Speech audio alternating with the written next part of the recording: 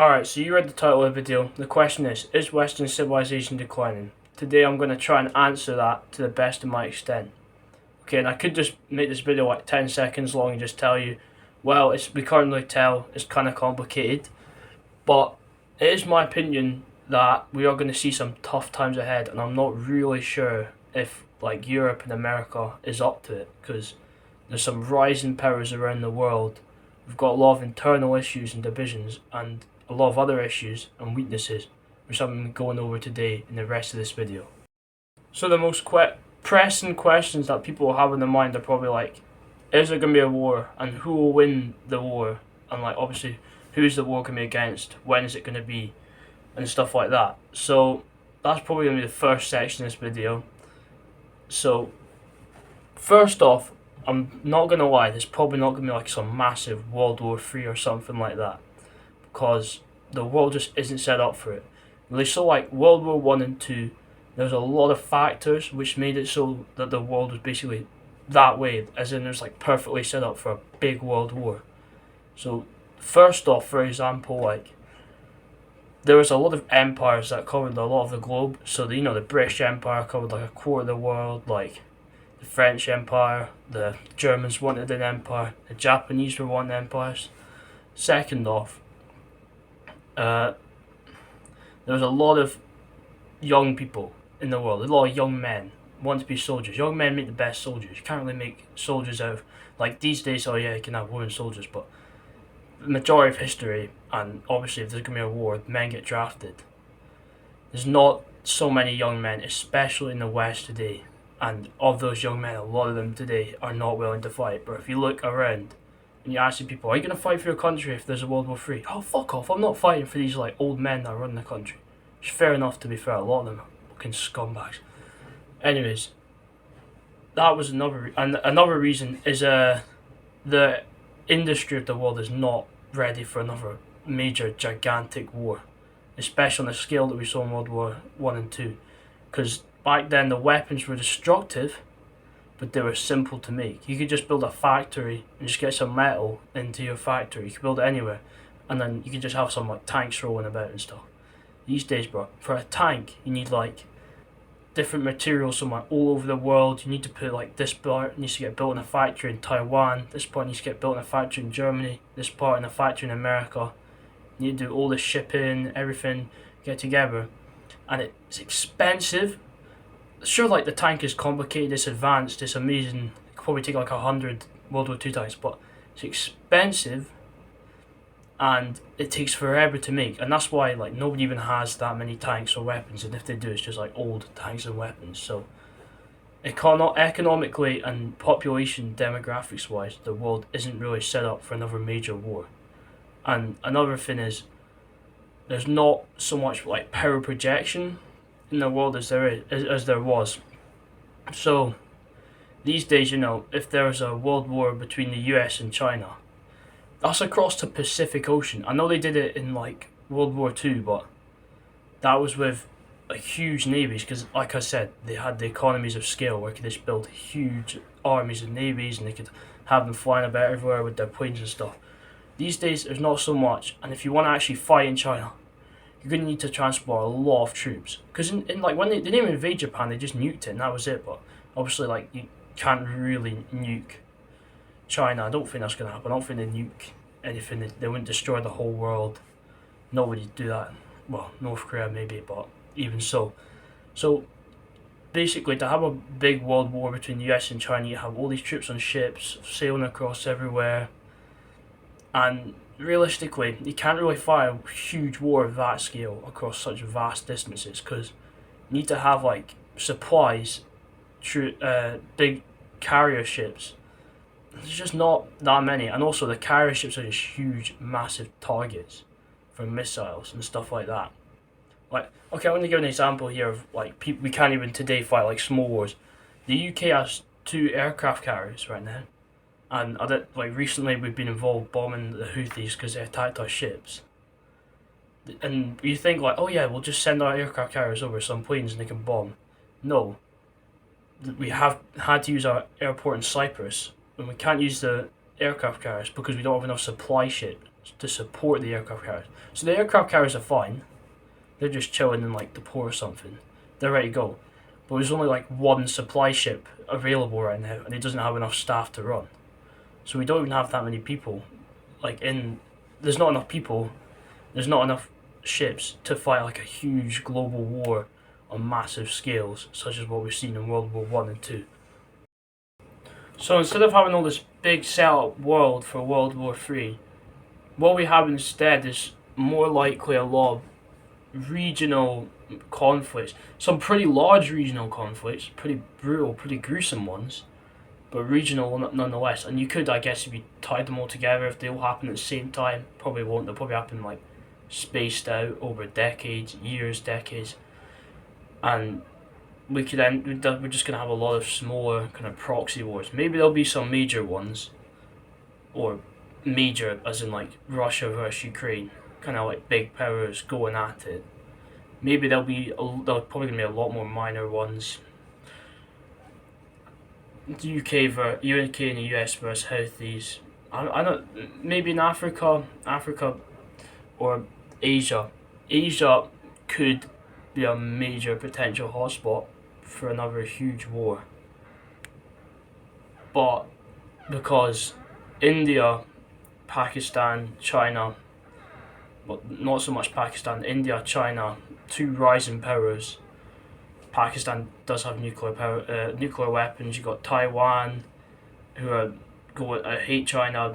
Taiwan has the support of the USA. You've got North and South Korea going at it. Japan's got pretty strong army up in there as well. Although Japan is suffering with what I mentioned earlier. Oh no, the opposite of what's mentioned earlier. Where I said that in World War One and Two there was loads of young people. Japan has the worst, one of the worst aging populations in the world, meaning they're really going to struggle to find like new recruits and stuff. And the army is pretty advanced to compensate for that, but even so, they're going to struggle to find new people, and that's pretty much happening across most of the West at the minute. Apart from America, aging population means the industry is going to be in decline. There's not as many workers unless you get immigrants in, but that's a whole other story. Half the people here don't even really want immigrants that much, as you see in the southern US border. And so, anyways, back to Asia. They're probably, even if there is wars in Asia, these are going to be like brutal, bloody, long, drawn-out conflicts where the only kind of goal of one side is going to be just completely destroy the other side's will and ability to fight. So, but Europe and America, maybe Europe certainly won't be getting involved in these wars. I can't see Europe getting involved in these wars. I just can't see it. They couldn't even. Europe struggles. The UK struggle to send soldiers to the Middle East, which is right on our doorstep. We're not sending soldiers to like India, Taiwan, South Korea, nothing like that. We couldn't even go over there if we tried. So, but the United States could and might get involved because China's been upgrading their army recently. So by 2027, China's gonna have a modernized army. They claim, and a lot of people are saying that in between 2027 and 2032 is China's like big window to invade Taiwan, because by 2027 the army will be modernized, and after 2032, mid 2030s, basically China's now going to have an aging population artificially though, because us in the West we have that because declining birth rates, because loads of factors. Women are living more career focused lives. We have a more materialistic society. People are focusing on money and don't want to have kids. In China, it's artificial because of the one-child policy and the kind of after effects of that. Chinese population declines. Chinese industry will decline because right now their industry is based on abundance of cheap labour. That's what all this Temu, Panda buy. Everything comes from China, comes cheap because they don't have to pay the labourers anything. And there's less workers. The workers that are there will get paid more. So basically, mid-2030s, China's economy and manpower is going to start going downhill rapidly. They probably won't be able to compete with stuff like India or anything like that. And the US is also the US knows though that China's probably going to be, not probably, might. I'm going to explain later if China does invade Taiwan, and I'm not sure. I'll do a bit more research before I record that bit. But the US has been reorganising their Marine Corps recently, because up until now they were quite. You've had all the wars in the Middle East, so they've been quite land focused. The Marine Corps had tanks and stuff like that. They were desert land focused, which doesn't really make sense for Marines. But now they're going back to their roots. They're being reorganised to be more island hopping. They're getting anti-ship missiles. They're getting reorganised to be more decentralised. So it kind of points towards them gearing up for a large kind of island hopping campaign in the Western Pacific. No, the Western Pacific and the South China Sea. So the US knows, but they're pretty much the only country in the West with a strong military, and I'm about to get onto that right now.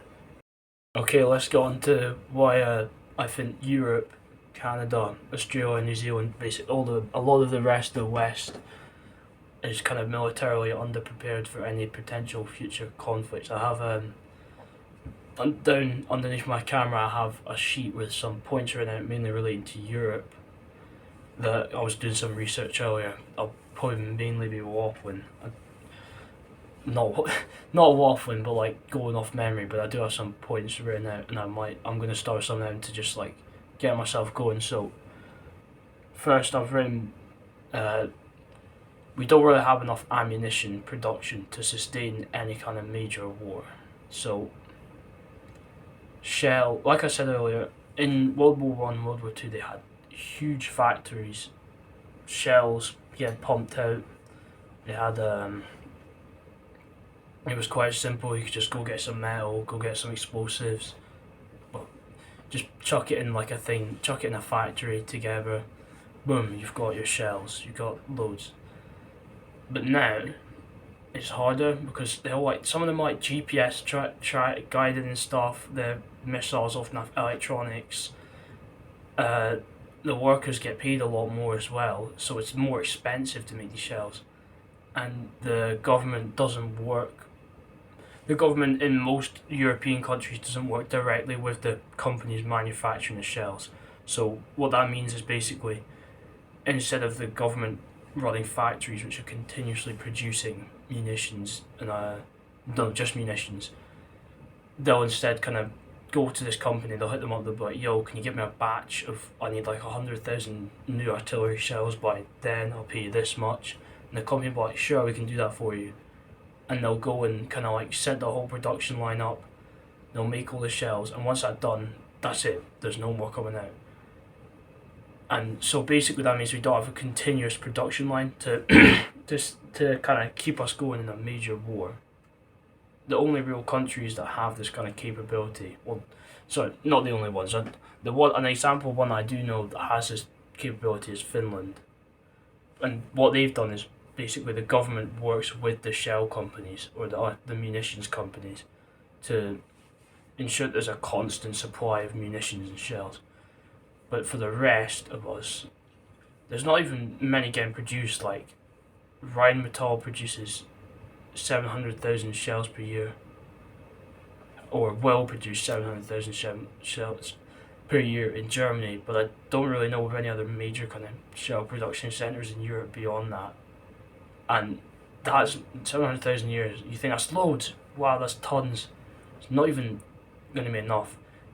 In the Ukraine war, the amount of ammunition being expended has been shown to be far more than what NATO planners have estimated and what we've stockpiled.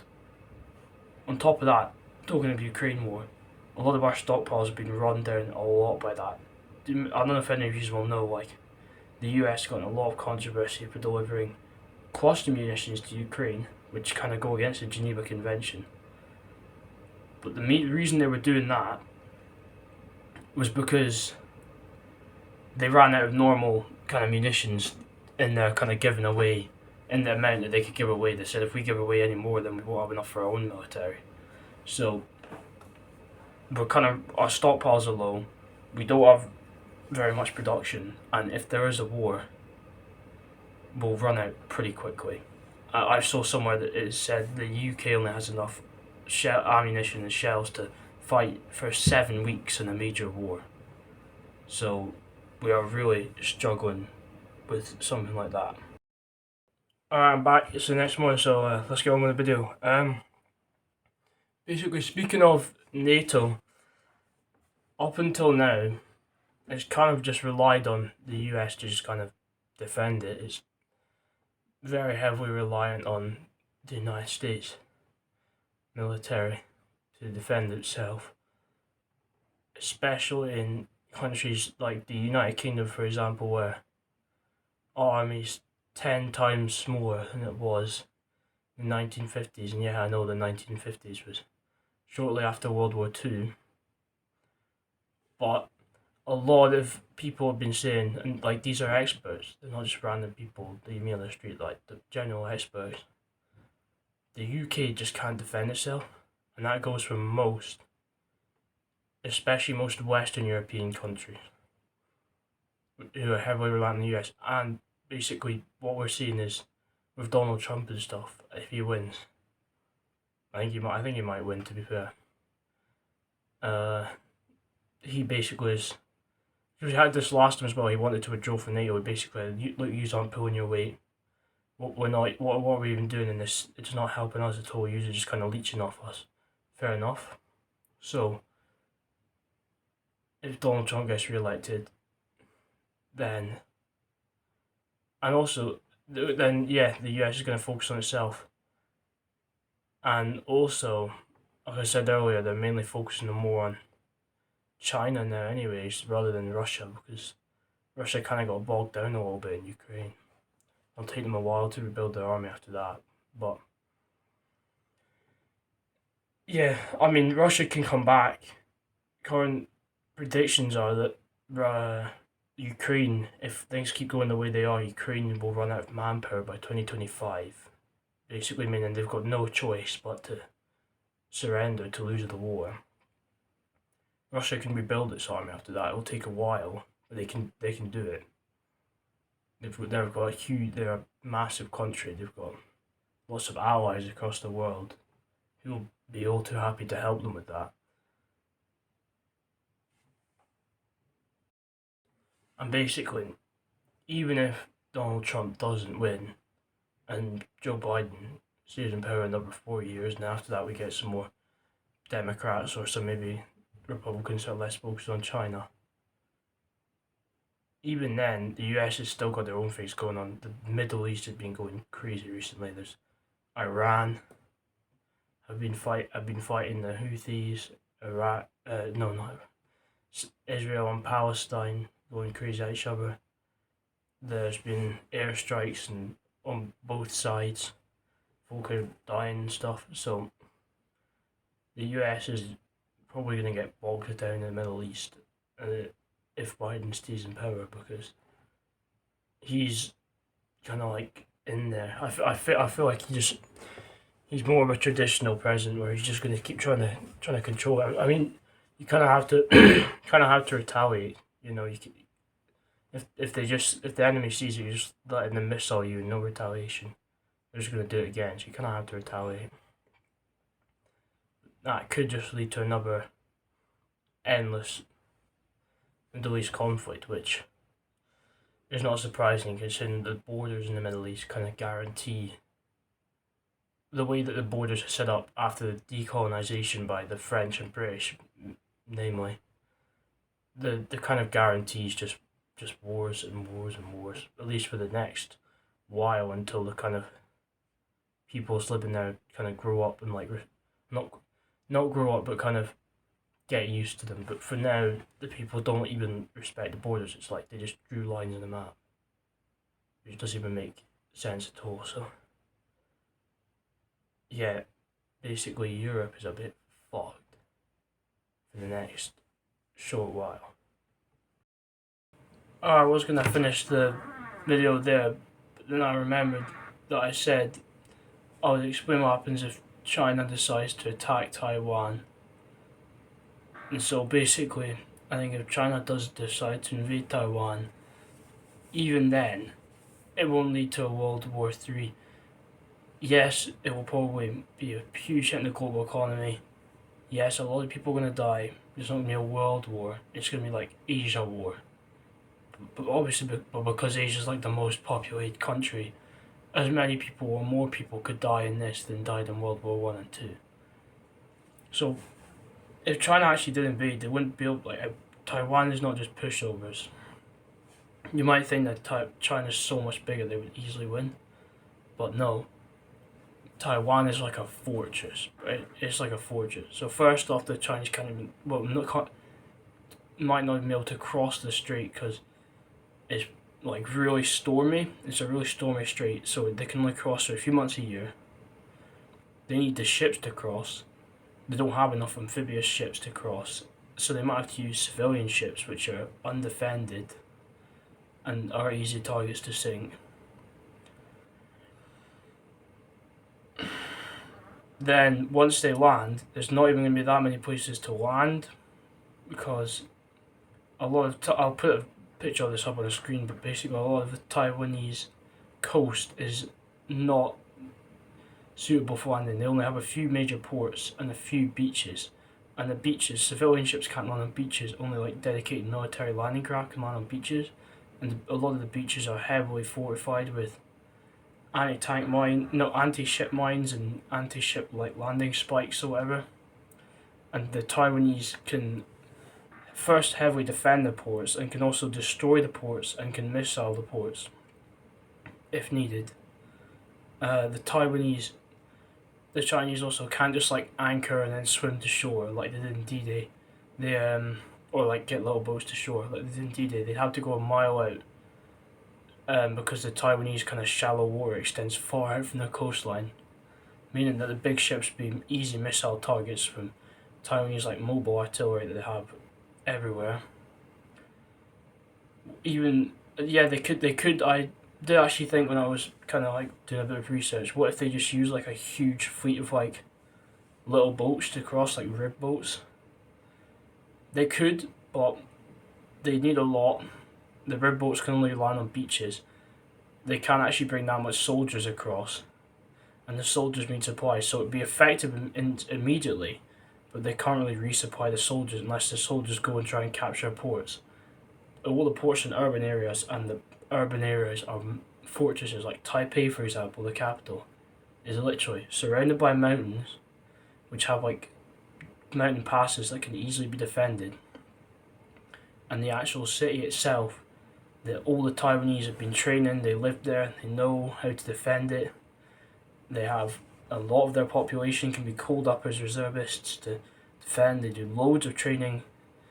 It'll be brutal urban warfare, and we've seen urban warfare in Ukraine. Modern urban warfare is brutal.